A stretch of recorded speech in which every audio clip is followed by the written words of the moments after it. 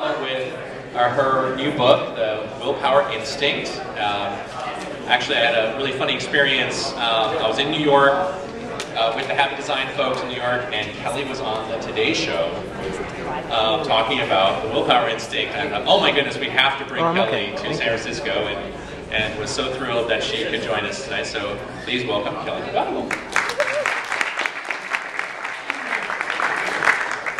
Hey, so let me just say, I was actually really surprised to be invited to speak at an event called the Habit Design Meetup. First of all, because I'm not a designer, that's my twin sister, and I thought, well, maybe there's a mix-up there. And also, I teach mindfulness, which is the antithesis of a habit in many ways. But I was kind of relieved to hear David's talk. I'm thinking that after that, tonight's meetup might actually be the Screw Habit Design Meetup rather than the How-To Habit Design Meetup. And so I'm going to challenge a little bit the actual whole idea or intention of habit design. And David also mentioned 3 different types of change, and I want to introduce a 4th type. So he mentioned the pleasurable change, the quantum change, and the baby step change. See, the type of change that I work with most often is the really freaking hard change. Things like addiction and weight loss and overcoming anxiety-related procrastination. And so a lot of the things that I'm going to be talking about today is really from that framework of how do you change the things that are really, really hard to change, that are often related to suffering, not just to inertia. Okay, so let's start by thinking about what a habit is, since habit design suggests we want to create habits. So let's think about what is this thing that we're trying to create a habit. And if you look at the psychology literature or the neuroscience literature, it's very clearly defined what a habit is. First of all, it is a response that is triggered by your context, your environment, or a cue. So I might have a habit of drinking coffee when I see a coffee machine. And if I see a pot of coffee, I'm going to drink it. Or maybe it's that I'm going to have a specific meal at a specific time because that's what's in my refrigerator. So there's a context and a cue that tells me to do a behavior. And the really interesting thing about a habit is that by definition, it is independent of motivation. It has nothing to do with what you want or what your goals are. At some point in time, this is a behavior that maybe was rewarded. So maybe, at some point in time, I got a real nice buzz out of having a cup of coffee, and it was enjoyable, and I looked forward to it. But maybe I don't get that buzz anymore, and I'm still doing it. In fact, maybe now I get a headache from drinking coffee, but I'm still doing it. And it's that absence of being related to a goal or motivation that leads to this very interesting second quality of a habit, which is being insensitive to learning. That is, no matter what happens when I do this behavior, maybe I'm not only not being rewarded anymore, but I'm being punished. It is getting me the opposite of what my goals are. I am conservative in my behavior. I'm not going to change. I'm going to be insensitive to new learning.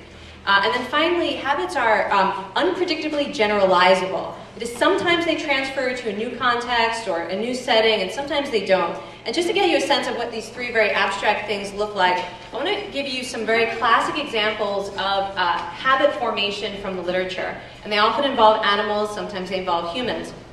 So in one classic study of habits that has been done both with rats and with humans, they find out what the subject really likes to eat. Like maybe you really love French fries. So you're going to come into the laboratory and you're going to learn to press a button to get your French fries. And they're going to make you do that exercise until you are so stuffed of French fries you feel ill. And they're going to ask you, do you want more French fries? And you're going to say, oh my God, no, the thought makes me nauseous, please give me something else.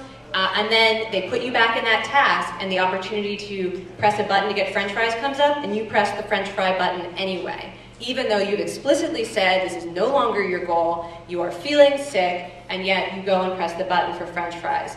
That is the definition of a habit in the psychology of the neuroscience literature.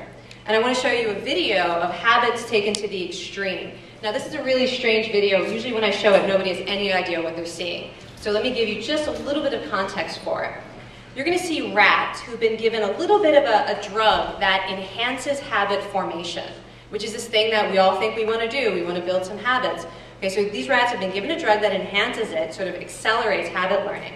And in this particular task, they've learned that when a bar pops out of the wall, they're going to have an opportunity to eat food. So what you're going to see is a bar popping out, and then the plate where there should be food.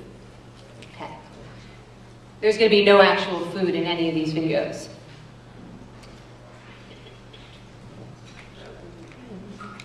Let me try that one more time.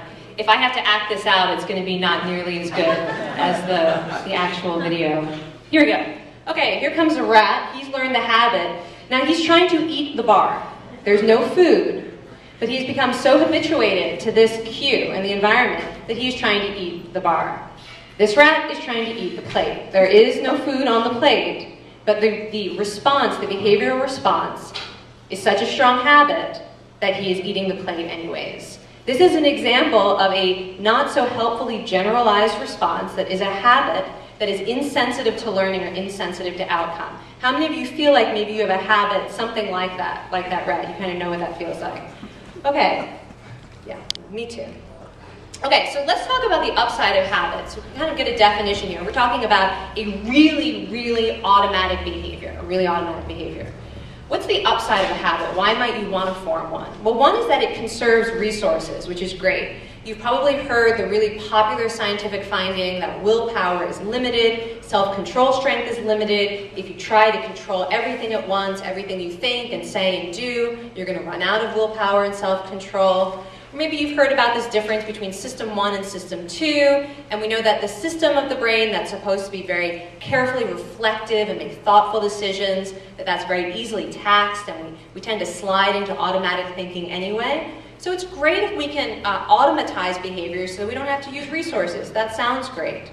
And we also know that stress and distractions drive us toward that automatic mind or that automatic system.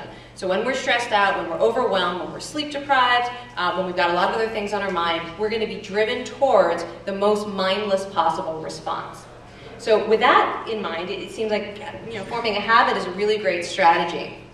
And forming habits can actually be a really great strategy for certain types of behavior change. And I know you guys actually already know these 3 steps of forming a habit, that you're going to pair a behavior with some cue or context, you're going to reward it, and then you're going to repeat until it's automatic. Okay. So here are the types of behavior change that this stuff actually works for. The floss example, right? We hear this all the time. You can get someone who never flosses to floss a single tooth, and that's phenomenal. Or maybe they'll even floss every tooth, and you can form that type of habit. Another type of behavior that habit design tends to work for are things that maybe you only need to do once a day, like take your medicine, and you can create a little habit in your daily life for that. Something like washing your hands, very serious problem if doctors don't wash their hands, if teachers don't wash their hands. And so you can start to create a context that would encourage people to wash their hands and make it a habit. And even something like bringing your own shopping bag to a store rather than using a plastic bag or a paper bag. And when I look at behavior changes like this, I think, what do they all have in common? None of them are hard, right? These are all really easy to do. You do not have to do them all day long. They are resource limited anyway. And there's no really strong competing motivation here. Nobody defines who they are and what they want by using plastic bags at Whole Foods, right? There is not that competing motivation. To floss your teeth is not it's not that painful, right? It's not like when you go to do it, you are overwhelmed with anxiety or temptation to not floss. And this is the type of behavior change that habit design really works for. It's not hard, you're just not doing it because it's not particularly easy or it's not really at the front of your mind. But that's not the type of things that behavior change that most people are most interested in changing. So let's just take a look at 3 other types of really common behavior change needs. This is a map of the obesity epidemic. You can see that Colorado is the only state that's hanging on to a reasonably low obesity rate. And we know that losing weight is just about the hardest thing a person can do. In some cases, it may be harder than kicking heroin. And this is a behavior change that requires not small changes. If you create a tiny habit that's going to move you in the direction of weight loss, that tiny habit is not going to carry you all the way there. You need to fundamentally change what you eat. You need to exercise way more than most people are intrinsically motivated to exercise. You may need to change what you do and where you shop and who you eat with. There are enormous changes that are required, and it's almost 24 hours a day. Another type of common behavior change is addiction. And not just addiction to substances like drugs and alcohol or cigarettes, but addictions to food and addictions to technology and addictions to reality TV and addiction to shopping and all the behaviors that are really, really tempting. And this type of behavior change is not like flossing, right? It's not like washing your hands. There are some extremely powerful competing motivations that cannot easily be supplanted by creating a new habit. And then finally, a lot of the behaviors that people are interested in changing are behaviors that are driven by psychological states, like anxiety or fear, self-doubt or self-criticism, depression, trauma, and those things are not things that are going to go away when you're able to create a small habit. They are psychological states, they are inner experiences that people need resilience to deal with. And resilience is different than trying to look for a way to game your own behavior. So, with that in mind, I want to mention a little bit the downside of habit design as a strategy for major behavior change, and then look at what are some things if I were in the business of trying to create products or programs to support behavior change, as I know many of you are, or if you're just looking to change something in your own life. What are the strategies that I think actually are much more likely to drive lasting, sustained, big change, the really freaking hard kind of change? Okay, so here's the first downside of habits. If you look at the psychological literature, creating new positive habits do not replace bad habits. That is often one of the promises you hear, that you'll just change your habit and that bad habit will go away if you're able to add a positive action to your repertoire. But when you look at the research, actually, even when you learn new habits, the bad habits don't disappear. And habit extinction is a different process than habit formation and requires a lot of very specific skills in order to overcome a bad habit. So sometimes designing a habit is not going to get us where we need to go. Another thing that we don't often think about, but you might intuitively know is true, is that this habit system of automatic thinking, automatic action, is evolutionarily older than our brain's ability to control impulses and make strategic choices. And it is profoundly linked to the things that we think of as bad. Things that are guided by fear, things that are guided by desire, the desire to eat junk food, to have sex with anyone you can, to spend money, to, all that stuff that we think of as the bad habits. That's what the habit system is there to make you do. The habit system is basically driving you to consume, to get immediate gratification, or to save your ass when you are threatened. Your immediate survival is threatened.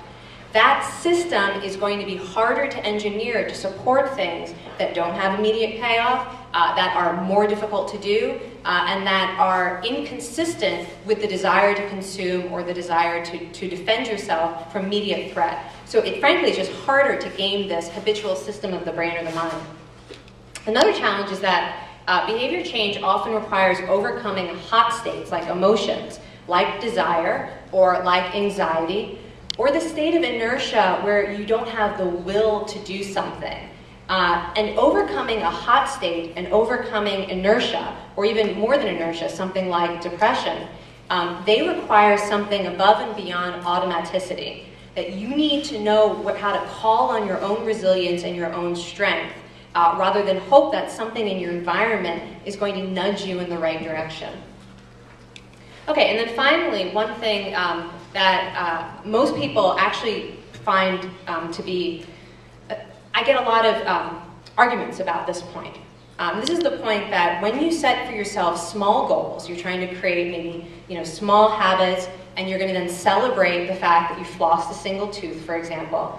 Research suggests that people get confused. They confuse the little goal, I flossed a tooth, with the big goal, which might be improving your health, and they feel so good about achieving the little goal that they then miss every other opportunity to act on their actual goal. So now the mind has checked off health.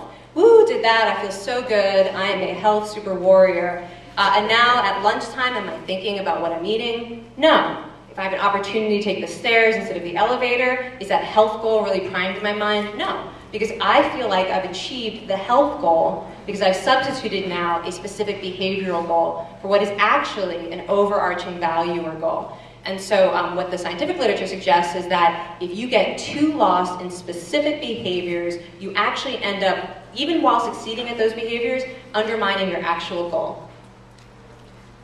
Okay, so what do you want instead? So I'm arguing that habit design is not going to be the best strategy for every type of behavior change.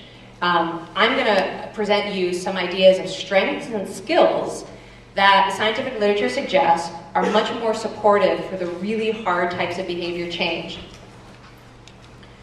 And to understand some of these issues, I just want to put up a kind of a framework for thinking about difficult changes. I define willpower as the ability to do what you really, really want to do, even when it's hard, or even when some part of you does not want to do it. And it's that conflict that really describes the challenge of behavior change. Because it's not just that you aren't doing something, it's that you have a real motivation for not doing it.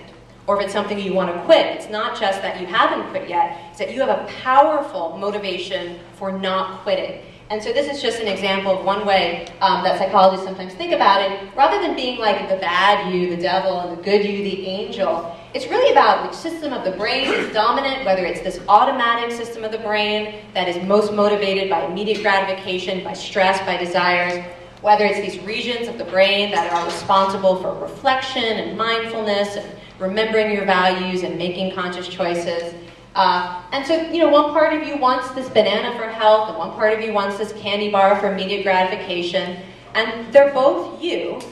And most of the strategies that I'm going to talk about now are about how do you remember that you are also this version of you, and how do you get the brain to want to be in this state, even when a lot of other forces, whether it's temptation in your environment, or stress, or distractions, when all those other things are trying to prime you to be this version of yourself. And it's not just temptations like food, but it's also things like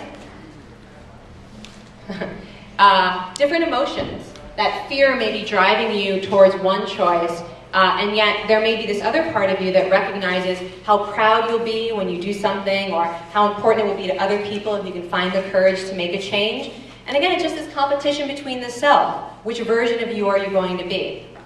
And I think the science suggests that the most effective strategies for behavior change are the ones that make you this version of yourself, rather than trying to game the system of automaticity that tends to drive us towards actually the most destructive habits. Okay, so one of the most important skills that I think we should be training people to do, or you should be training yourself to do, is actually want power. And this is a very specific skill and strength. It is the ability to remember what you actually want. And David talked a little bit about motivational interviewing, which really mines people's psyche to figure out what is it you care about, what do you really want in life, and that's a big part of this. And it turns out that whether or not you remember what you really want has a lot to do with the state of mind that you're in. This is just showing a single part of the prefrontal cortex. It's kind of right behind the forehead here. That it keeps track of what you want. It keeps track of competing goals. And people who have a lot of self-control and people who are able to make a behavior change, this part of the brain is very active, and it's tracking big-term goals and core values. It is not tracking how good lunch is going to taste. It's not tracking how much relief am I going to feel if I smoke this cigarette instead of waiting. And so there are a lot of interventions that are trying to teach people how do you cultivate real want power. It can be things as simple as these motivational interviewing techniques or writing exercises where you write about what your goals are. They can also be things like putting reminders in your environment of what your goals are. People have screensavers and text messages and some of these gamification techniques that are trying to remind you of what your goals really are and what you really want. And one of the ways that we can really sort of bring to mind the big goals and the big values in everyday life comes from training mindfulness, which is another kind of key strength or key skill that helps us remember who we are, not just our temptations or our stress and our other instincts. And if you look at the science of choices that people are making that either are or are not consistent with their goals, people are totally unaware of the choices that they are making that are going to have an impact on whether or not they get what they really want. One example is a study that asked people how many food choices do you think you make a day. People guessed 12. When they actually counted, it was over 200.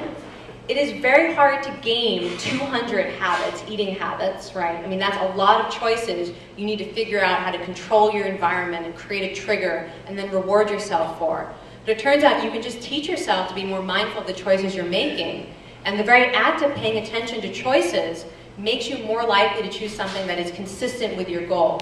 You don't actually even need to reward yourself or gain anything. You just need to know that you're making a choice. And that automatically shifts the brain into the state where that want power is going to be accessible.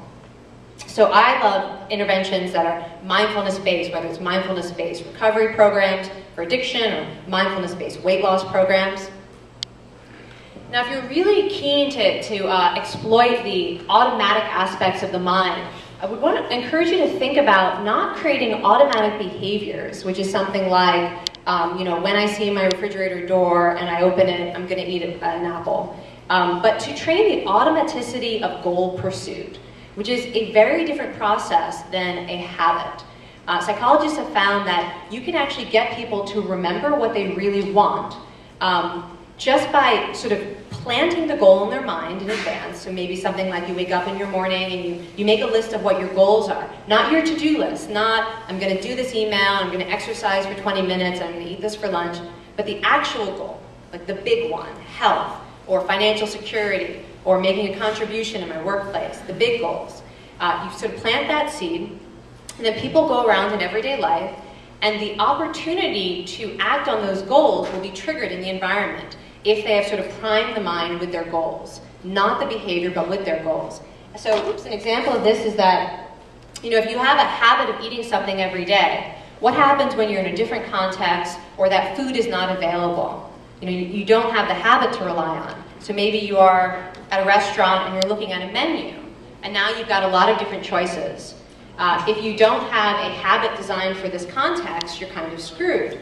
But what researchers have found is that when you have primed the goal, not the behavior, that this choice automatically triggers the goal, activates the goal in your mind so that you're more likely to make a choice that is consistent with your goal. And I think if you're interested in automaticity, if you're interested in making difficult things easier, one of the most important things you should be doing is strengthening the goal rather than getting hyper-specific about the behavior, which is a little bit inconsistent with the way a lot of times you hear behavior change talked about in terms of making implementations for your intentions. Okay, so that was want power. Another key strength is willpower, and that's the ability to control your behavior. And willpower basically breaks down into these two different powers. Being able to say, I won't, when you really want to eat something, drink something, have sex with something, whatever. Or the ability to say, I am going to do that thing even though it makes me anxious, even though I'm afraid of finding out how much money I owe if I were to do my taxes, or even though I'm terrified of telling my boss that I screwed up and I'm going to have to face the consequences. Even when it's difficult to do it or to show up or to keep doing it. And again, you'll see similar regions of the brain actually all work together very nicely, the want power and the willpower.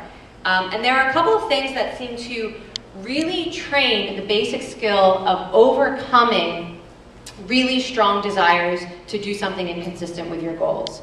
And the first is distress tolerance. And these are my favorite studies from the science of behavior change. Turns out if you can teach people how to be comfortable with uncomfortable experiences, that's like the best thing you can do to help any difficult behavior change. Two examples, two of my favorite studies. One looked at training people, smokers who were trying to quit, how to get comfortable with the feeling of a craving and symptoms of withdrawal, where they have to really pay attention to what it feels like. They're trained in a few skills like deep breathing in order to ride out that experience. And that is more effective at helping people quit than even taking away those cravings by giving them nicotine replacement therapy. A similar study, I call it the Hershey Kiss study, because people had to carry around a container of Hershey's Kisses with them for 48 hours. And it was see-through, so 48 hours. These people who felt like they didn't have a lot of control around food were forced to stare down chocolate all the time. And they were given similar training in how to tolerate the distress of wanting. Because the biggest thing that gets in the way with behavior change, or even the ability to create a positive new habit, is you can't stand how it feels to not act on an impulse. You can't stand what this anxiety feels like, so you escape it. You can't stand what this craving feels like, and so you eat it or drink it. You can't stand how uncomfortable withdrawal is, so you need to fix it now. And there are even studies that are using things like just training people to hold their breath, because it's hard and it's uncomfortable. and that is training people to have more willpower overall. Not as fun as, I know, gamification, this the stress tolerance stuff. Okay, another contrast I like to make is between this, the implementations of your intentions. That's where you say, if this happens, I'm going to do that. Like, you know, if I'm looking at a takeout menu, I'm going to order the thing that has the most green items in it. A salad, some vegetable dish, something like that. You know, that's a good strategy, and that tends to help people. But there's this other type of rule or decision you can make in advance that I call commitments. And this is where you're not making a commitment to a specific behavior, but that you are making a commitment to a specific value or goal. And when you recognize that you're making a choice, you're actually going to slow down and say, okay, what decision in this moment is consistent with that goal or value? What's the healthiest thing on this menu? And you pre-committed to asking yourself that, and you pre-committed to making that choice. I use this picture of a wedding, you know, getting married, it's lovely, as a good example of this, because if you think, how many of you are married, by the way? Is this the right audience? Okay, good. Are your spouses here with you? Okay, be careful how you answer this question. Is staying faithful to your spouse a habit? It's like, well, he's there, so I guess he'll be my partner tonight. Is it a habit? No, it's a commitment, right? And especially because if it's challenged, you need something other than a habit, right? If you are on a special trip and you meet someone, or there's a very sexy coworker, you know how things get challenged. If you don't have something besides a habit to rely on, you're going to make a decision that's inconsistent with your values and inconsistent with your marriage vow. That's why we make commitments, so that when we're faced with a challenge, we have a rule that we can follow that's going to help us turn away from that challenge and find some kind of strength. So again, this is a little bit different than habit design, which often focuses on choosing specific behaviors that you're going to do at specific times, and broadening up a bit to say, what am I willing to commit to? Maybe it's something like, I'm going to be vegetarian before dinner, period. It's not what I'm going to eat. It's not that I'm going to always order the thing that is, you know, this or that. It's that I'm committed to a certain value, and I'm going to do it in this way, and every decision I make up until this point in the day is going to be consistent with that choice or that value. Okay, and then the last skill or strength that really needs training is self-compassion. Because as much as I love David's idea that we shouldn't give people failure experiences, and wouldn't that be wonderful if we could all avoid failure experiences with behavior change? But in reality, that's not going to happen. If we try to make a difficult change, we're going to fail. We're going to have setbacks. If you're on a diet, you're going to eat something that you thought you shouldn't eat. If you're trying to quit something, you're probably going to have a relapse. If you are a procrastinator, you're probably going to procrastinate, even if you have some successes along the way. And some of the most fascinating interventions right now in behavior change are looking at training people not in what to do, per se, but how to handle the setback. And self-compassion interventions are designed to help people realize that their setbacks do not define who they are. That they don't prove that you are broken and screwed up and hopeless. They don't demonstrate how unfair your life is. What they demonstrate is that you are a human being. And there's an element of kind of letting yourself off the hook for a failure or for a setback that we would normally tend to beat ourselves up about. And this ability to recognize the common humanity of failure and setbacks, and then the ability to mentor yourself back to your goals or values. So you say, you know what? Everyone has setbacks. And rather than falling down the shame spiral that drives us right back to the bad behavior, being able to point yourself towards your own motivations, your core desires, that makes people more accountable for their behavior. It helps people make very difficult changes, whether they are changes to behaviors like quitting smoking or losing weight, or whether they are mental habits like depression and anxiety and trauma. And this is some of the work that I'm doing at Stanford, helping people cultivate self-compassion. Okay, so to sum up, here we are at this Habit Design Meetup. Is habit design always the right approach to change? Again, I would suggest that for certain behavior changes and certain problems, that the core approach of habit design, you know, find a context, pick a specific behavior, reward the hell out of it, eventually they become automatic. That works really, really well for some behaviors. Behaviors that are not hard, that don't have a lot of conflicting motives, and that don't require engaging with choices 24 hours a day. then it can really work. But for these other types of change, I actually think we need to move 180 degrees away from habit and think about we need to train the ability to do the hard thing rather than hope that we can somehow make the hard thing easy. So with that in mind, well, I guess we'll take, I have no idea what time it is. If we have time for questions, and then after this talk, we're going to do a little book signing. I had to put that plug in. Thank you.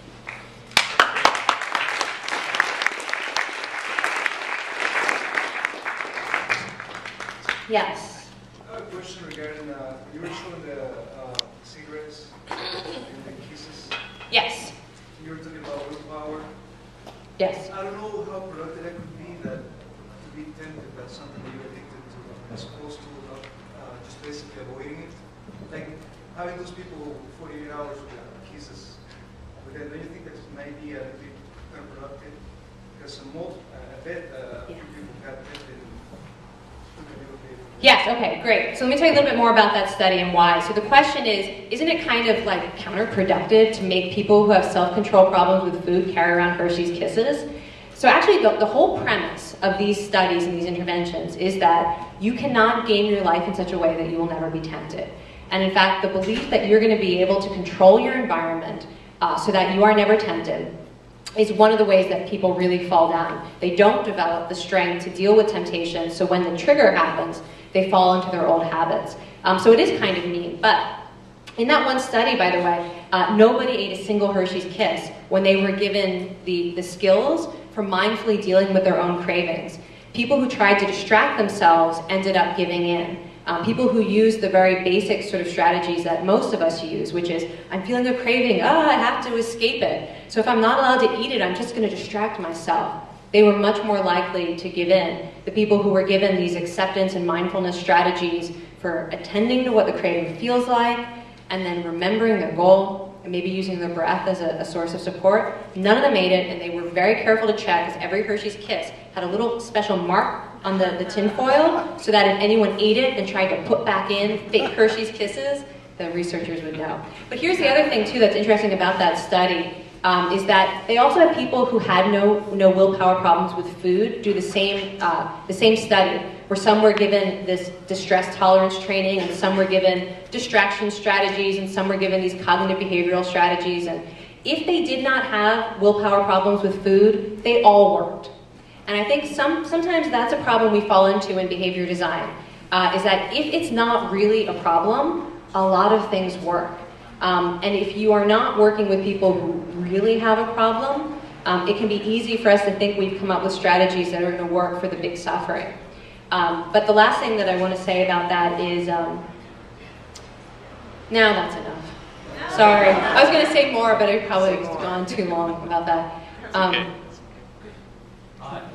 Hi, Kelly. I really enjoyed the talk, and a lot of it really does make sense. I was wondering, though, as a designer, for example, in talking about self-compassion, this is a practice someone develops intrinsically with, for example, meditation. Like you design habits around meditation. Yeah. You can't exactly design an app for that. There's no zap me with intrinsic motivation app. So what are some heuristics or just examples you see of these? So most habit designers design for actions like, oh, hey, you get a badge for something. Like, where do you see promise for? Well, so, and this is actually, I think this is a really difficult question. So I do work with Social Chocolate, which is trying to design games and apps to develop compassion. So I am trying, but I also teach self-compassion in the context of a group class. And in our experience, when we set up Stanford Center for Compassion, we decided we want to create these programs to help people cultivate compassion and self-compassion. And my argument from the very beginning was we have to do this in a group setting in which people are going to have be supported in this practice by other people who share their goals. It is really important to be in a space where people will look at you, and I can look at you and say, not only do I know you care about it, but I see it in you. And that's part of what this class is going to be, is that I look at you and I see your self-compassion and your capacity for change in that direction. And so the social aspect of it, I think, is extremely important. And I know that social media is moving there, but it's not quite there yet with quite the same level of humanity. And so in person. In person. And so I think what we really need is social support for some of this stuff where there is intrinsic motivation, but it can be challenging. And, you know, one of the things we do in this class every week is we talk about how we talk ourselves out of it, which is something that you can do on your own too, but it's really nice to hear other people admit that they talk themselves out of meditation again by pretending like they would do it later, and then they would do it later, and then they would do it later, and then they just went to sleep. And so I think that that's something too, those of you who are involved in behavior design or games or apps, is how do you make sure that the person who's struggling knows that they're not alone in this stuff, and is willing to look at the process of failing or the process of not changing with enough self-compassion and a sense of humor that they aren't afraid to see how it's happening, that they know it's not just them. So that's, anyways. I have some family members who have hoarding disorder. Mm-hmm. And I've been to some conferences and people say, boy, oh boy, just forget it. They're not going to change. You just have to support them as best you can. Have you heard anything or worked with anything in that really extreme kind of fixation? Yeah. I mean, so there are two people suffering in that situation, right? There's the hoarder, and then there's you in the sort of having to deal with the hoarding. And so I think that the advice that you mentioned, that, you know, stop trying to change them, and you have, in a way, that's good advice, because it is so hard to be the person who's trying to support change. That is so difficult.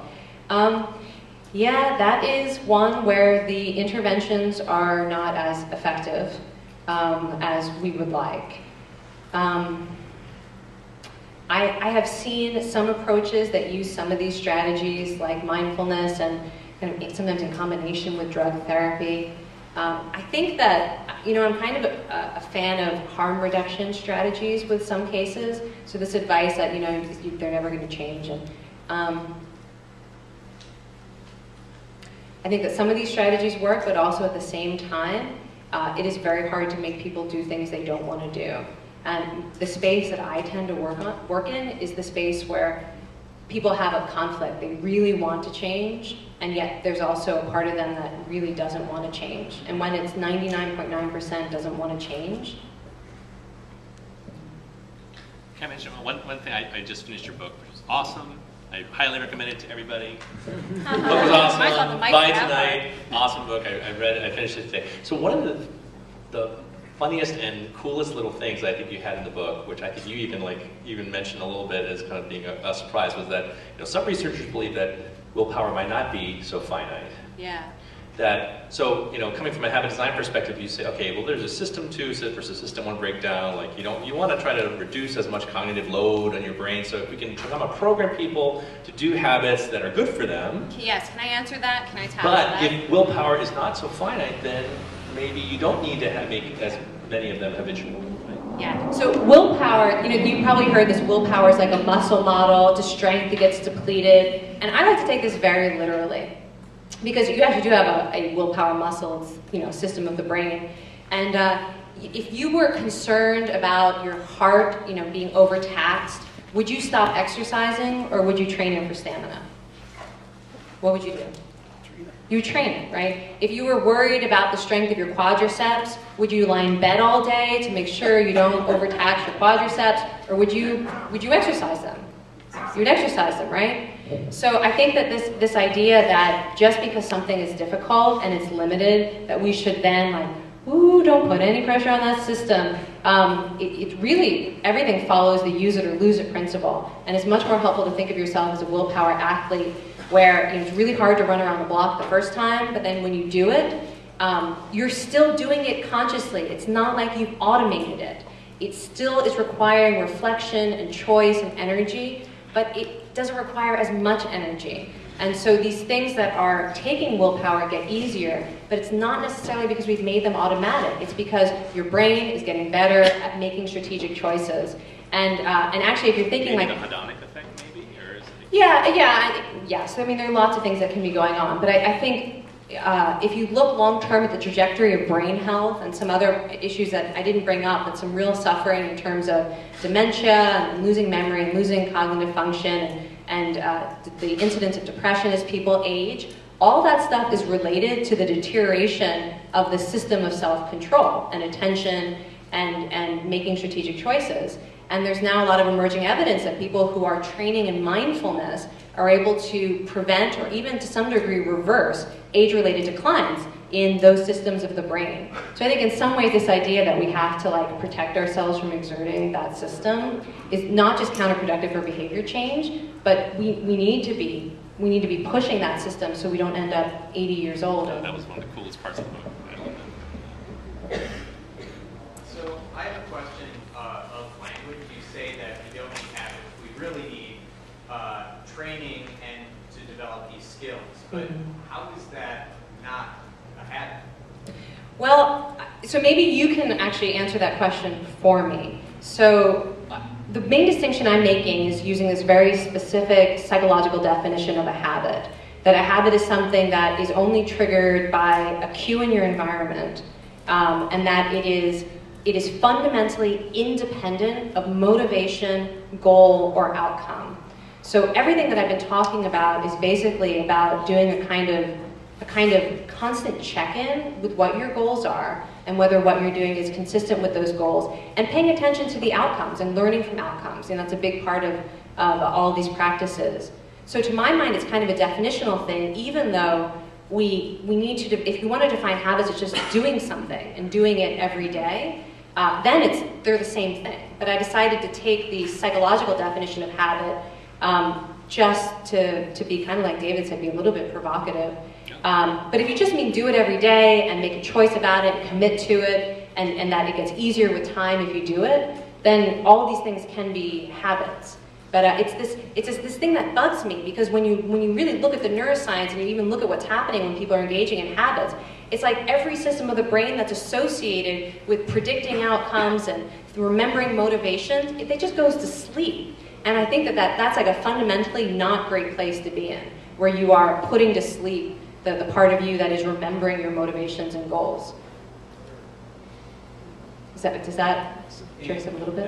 Yes, in some ways. I think that responding to a stressor by, say, stopping yourself from acting and breathing and taking time to remember those is a habit. Yeah. So that it seems in some ways that it's actually, so I love that. Yes, and I actually usually I'm very conflict averse.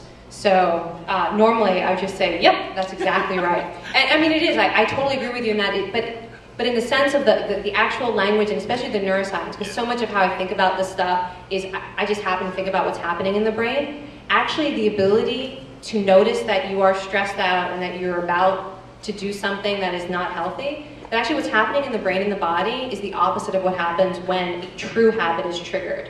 And it's different physiologically. You see differences in cardiovascular responding, heart rate variability. You see different regions of the brain, even if you're good at it. Even if every time you get stressed out, you know to slow down and breathe, it's not the same thing as what happens when a true habit is triggered. And that's the only reason why I think it's interesting to talk about. I'm just wondering how you're thinking about this being perpetuated, right? Because I can't see, we struggle, I think, in this country to go beyond, biomedical medicine into mental health, let alone behavioral health. And I'm wondering what you're thinking about in terms of, is this a direct-to-consumer? Is this something where individuals have to do this? You have a class that's going on. Yeah. How could that get spread? So I'm a teacher, and the only way I figured out to do it is teaching. That's where all you come in. I mean, I'm a little bit stunted, actually, in my ability to imagine what this looks like in terms of games and apps. And I do it the only way I know how to do it, which is with direct human interaction when possible, and in a social environment in which people get to talk about this stuff. It doesn't mean it's the only way to do it. It's actually the only way I know how to do it, and that's sort of the only way I know how to do anything. So it's not very scalable. I mean, that's my question. Yeah, well, unless it became something like Weight Watchers or something where there was this kind of people got this, got something out of it, and there were groups. I think this is a real tension in the field. It's not scalable in the way that we want it to be scalable, the way that you can manufacture a drug or that you can give someone a 3-step program that they can do. It requires changing the way people think. It requires skill training. It involves it is small scale and it's human. And I think that's one of the reasons a lot of people will tell me that this is also totally unrealistic. And that, but I mean, even in conversations with people that I work with who value this stuff, they're like, Kelly, you're never going to get people to meditate. Why are you even bothering? And I mean, the same thing said about motivational interviewing, right? It's a very relational thing. It's very hard to take it beyond that experience. And so I want to figure out how we can make this bigger. And I do too. I mean, it's one of the reasons why I wrote the book. It's kind of an experiment. I'm a scientist, so hopefully people will write me and let me know if just hearing about this stuff works. Because I have this, other theory that the human interaction is really important. So, it's as scalable as anything else that's human. We send kids to school, and that's human, right? We haven't really scaled that yet. We go to church in groups. That's not super scaled yet either. So sometimes I think about this as being like, it's going to be at that level of humanity. How much time do we have? Yeah, probably not any. Just 8:04. Oh, okay, we're at 8:05. What time are we supposed to end? Yeah, we're supposed to end at 8, but we just want to take one more? Is that good? What'd you pick? Oh, okay. You in the blue. Thank you for your talk. I do Chinese medicine, and I think the word, perhaps a word that gets a little closer, rather than even habit is a problem, but I think goal, because it's a discrete event, it's okay, when I cross the goal line, okay, it's done. Well, then there's no compelling future to do something better. Yeah. A purpose is a stronger word. Yeah. In Chinese medicine, it's based on Taoist philosophy, and you've got a path. There's a concept of, well, you're not talking about, we'll get to the intersection of this path and that other path. You're on a path, and it gives a sense of an eternal future that can be compelling. Thank you. Yes, exactly. I love that. Path, purpose. The word that I tend to end up using a lot is value. And I agree with you. I think that's exactly what we should be pointing ourselves towards and pointing others towards. I like